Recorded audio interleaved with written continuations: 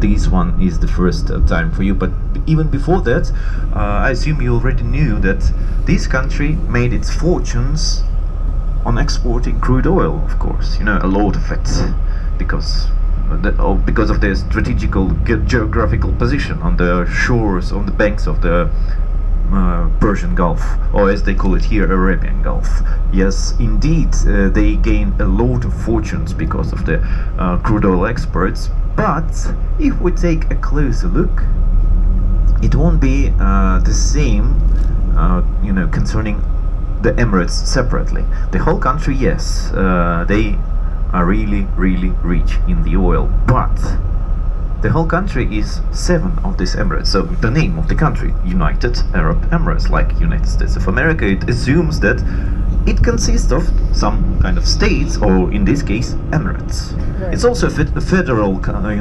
federation. It's a federal country, like United States of America, for example, or Australia, or Canada, or Brazil, or Russian Federation, for example.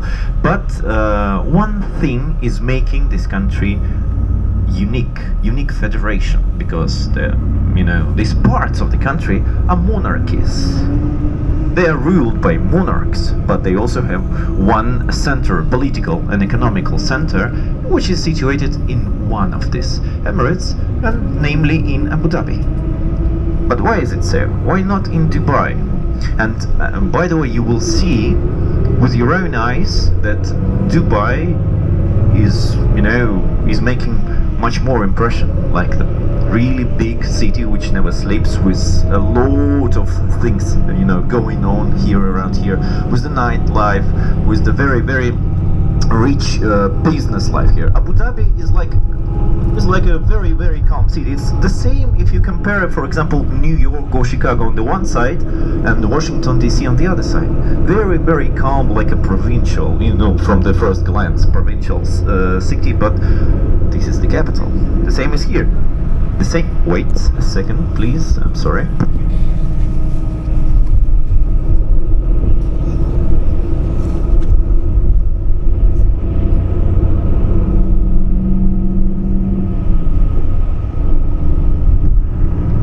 The same is here, and the country itself, the whole country, is not so big. It's just like I assume that it's not much familiar to you if I use metric system, but I'm not good in the imperial system, like feet and miles. It's not my thing. But if you allow me, I will use metric system. So in metric system, the total area of the country is about 83,000 square kilometers. It's like Scotland. It's almost the same size like Scotland. Yes, if you take Scotland a little bit separately. I know that I shouldn't say that, but it's not separate. But anyway, it's the size is almost the same. And this Scotland-sized country is divided into 7 entities, into 7 emirates that are united. Not so long ago, they united with each other, just in less than a month. On the 2nd of December, they will celebrate the 52nd birthday of the country, the national day, the main, state holiday here. And among these 7 emirates, Abu Dhabi, the emirate which we're going to, is the biggest. Out of 83,000 of square kilometers, Abu Dhabi takes 70,000 of them, so 85% of the total area. And that is the main thing, because when they started to dig for oil, when they started to discover it in the middle of 20th century, so like about 70 years ago, yeah, most of it was found, well, it's obvious, on the territory of Abu Dhabi, because it's the biggest. And if we are talking about, oil exports, about their main economy, and if we're talking about the country itself, we are meaning that it mostly coming from Abu Dhabi.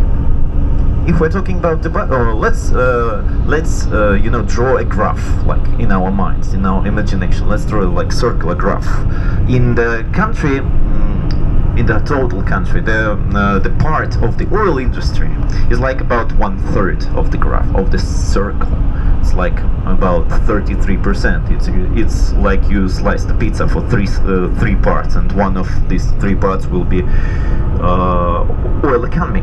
But if we are taking only Dubai's economy, it will be like a very, very thin line, like about 2.5% of the oil economy in Dubai.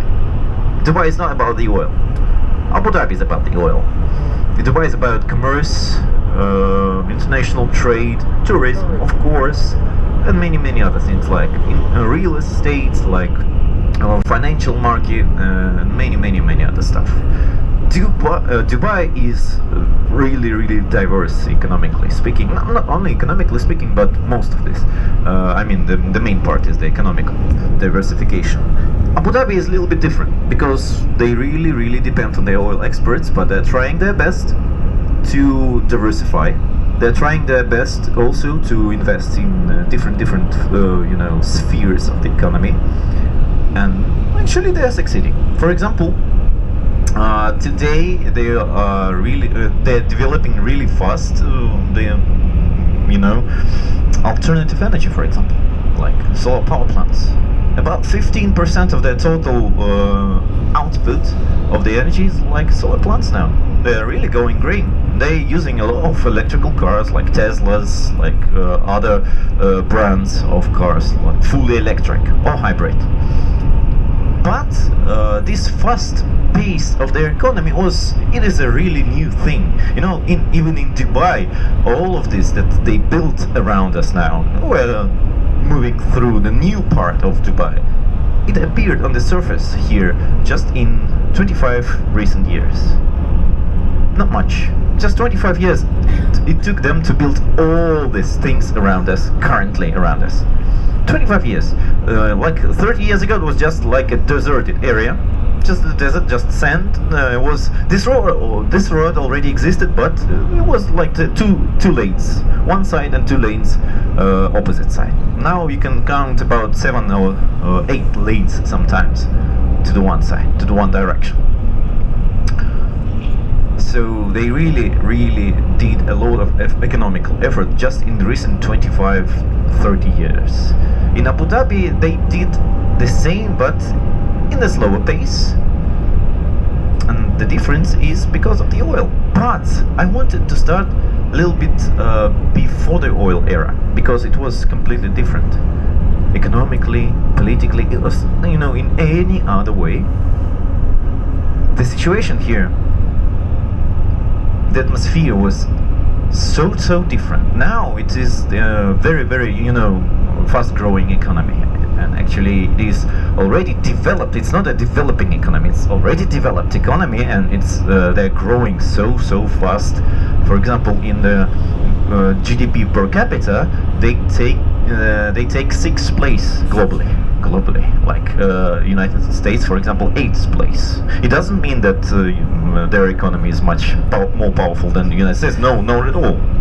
They have not so much, not so big population here. It's like about 10 million totally, but the economy is really, really big. But it was not like that just 50 years, just 60 years ago. It was completely different. It was an area, desert. It was very, very arid and very, very empty area around which a lot of different tribes and tribal unions were, roaming the desert all around, living in oases, traveling from one oasis to another, or traveling from desert oasis to mountain valleys. Yeah, they do have mountains here in the northern part of the country. Not so tall. It's like, again, I'm using metric system. I'm terribly sorry for that. It's the tallest mountain in the country is like about 1,934 meters. Not so much. I will take a wild guess. It's like about maybe 10,000 feet, something like this. Maybe 11,000 feet. Not much.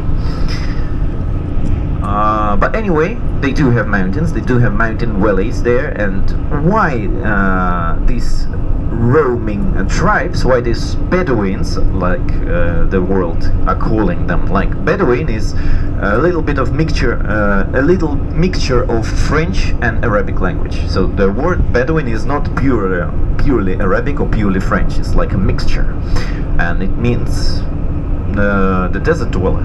The desert dweller, the person who is living in the desert, Bedouin. And these Bedouins, they were living their lives, whole lives in the desert. You know, they were born here, they were living here, they were dying here, but not in the desert itself. As I told you, as I mentioned, they were living in oases, because oasis is the place in the desert where you can live, because there is a water source. Not a big one, but sometimes it was a big one. For example, there are 3 main and the biggest oases around the territory of Abu Dhabi and the whole country actually. Only 3 main and big oases, like oasis named Liwa. The second one is Alain, and the third one is Buraimi. They still exist. Like modern towns, like townships now, and not even townships. The Alain oasis is like has a 500,000 population. Anyway, they still exist. Before that, it was just 3 oases where all these tribes and tribal unions were gathering, were sharing land, were involved in agriculture. Mostly they were growing dates. Like, have you tried dates here? So the main agricultural product all around, not only in the country of the United Arab Emirates, but all around the Persian Gulf and all around the Arabian Peninsula, as a whole. So they were growing these dates and the date palms, like in oases, in plantations, many other places as well, and not so much more. Like they were growing some some wheat, some flax, even not much actually, and some others, but mostly dates and nothing more. And they were also hunters. They were also having a cattle. They were herding cattle here, like sheep, like goats, and of course camels. You cannot speak about Bedouins and their way of life without mentioning a camel, because it's you cannot take it away from them. It's part of their lives, everyday life, because camel is not only a cattle. Camel is not only the source of wool, a source of milk, of course, one of the most popular drinks around here still now, even these days. They really like camel milk. They add camel milk into chocolate here, into ice cream, everywhere. Maybe yesterday you've had an opportunity to try some. No, you didn't, because there are a lot of, for example, in the place like Medina Jumeirah near the Burj Al Arab Hotel, there are some ice cream vendors that offering you to try, at least to try the camel milk ice cream. Anyway, you still have time, you still have this opportunity. But camels were, of course, the main mean of transportation here, the most reliable mean of transportation here. Why it was so reliable? Well, because it was really it was suited for the desert way of life. It was and it still is actually. The camel is really durable animal. It can withstand all these hardships in the desert. It can go without eating any food or drinking any water for days, sometimes even for a week or even more. It's like a car. You just fuel it once before you start your journey to the desert, and then you remember to refuel it just like a week later. No, they're really adaptable for the desert, for these arid conditions.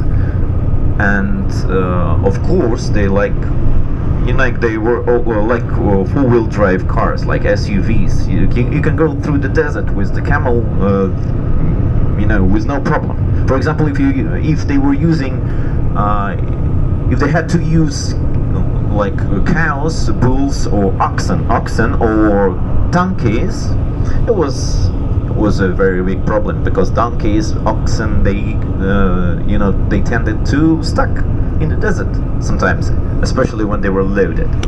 For the camel, it was no problem. They didn't have hooves. They still don't. They don't have hooves. They have like fingers, and these fingers allow them to keep the pellets on the unstable sand. Oxen, they will just stuck in the sand. They will just get their hooves, get their legs deep in the sand, especially if they're loaded. For the camels, it's not a problem. That's why it was strategically important to have a camel in their tribal way of life, so to say. Because camels were not only the mean of transportation. Camel was a currency even. Yeah, they could exchange camels for really, really valuable goods and commodities all around here, because camel was priceless. Camel was, you cannot substitute a camel with any other mean of transportation. Before they were introduced with cars, of course. That's why they were exchanging it for a lot of stuff. They were also using the camels like dowry for their daughters, for their sisters when they were, getting married. One of the most popular dowry, actually, having some camels with them. That's why it was really, really important part of their everyday life. But there were not only desert dwellers here. Just imagine, it was this way of life that I'm describing with camels, with just traversing the desert all around. It was persistent until the middle of 20th century, not long ago, actually. You could have experienced it like in 1950s, in 1940s, and before that, of course. In 1960s, this way of life started to dwindle away, started to fade away because of the new reality. And we'll speak about this new reality just in short time. So these Bedouins, these desert dwellers, they were not the only ones living here. A lot of tribes that were living on the coast of Persian Gulf, or as they call it here, Arabian Gulf, and the second one, Gulf of Oman as well. They were living on the coast, especially on the northern part of today's country. Northern part is comprised of these small emirates like Emirate of Sharjah, Emirate of Ajman, Al Quwain, Ras Al Khaimah, and Fujairah. These northern emirates currently they're in the shadow of Dubai and Abu Dhabi. Economically, they're in the shadow of Dubai and Abu Dhabi because they're very small. They don't have so much oil. Some of them don't have oil at all, like Ajman, the smallest emirate here. It's like about 100 of square miles in its area. Again, a wild guess, but anyway. Ajman is really small, doesn't have any oil deposits in its territory, or even on the continental shelf, the part of the continental shelf. Then there is also Emirate of Al Quwain. Yeah, the same, no oil at all. Fujairah, they do have some oil deposits, but really, really insignificant. And Sharjah and Ras Al Khaimah, they do have more significant deposits, but again, if you compare it to Abu Dhabi, it's like a drop in the sea. Nothing else. Nothing much. But anyway, before this new reality, before the discovery of oil in the middle of 20th century, especially in the 19th century, these small northern emirates, they were casting the shadow upon Dubai and Abu Dhabi. Vice versa. The opposite way. But why? It was no oil. Yeah, it was no oil. It was trade. International trade. There were trade routes going by the sea. From Indian Ocean, from India, from Southeast Asia, like Indonesia, like Thailand, and many other countries, or as they used to be called back in the day, Spice Islands. Maybe you've heard this, yeah. Because they were trading a lot of spices, a lot of it. And all these commodities, all this trade flow was going from Indian Ocean to here. You know, like a transit, like a middle stop in the middle of the way, going further away to the Mediterranean, to the Western world. And this was the middle stop here, and that's why it was so important to have the you know, trade spots here, to be involved in this trade. And that's why this Northern Emirates, the small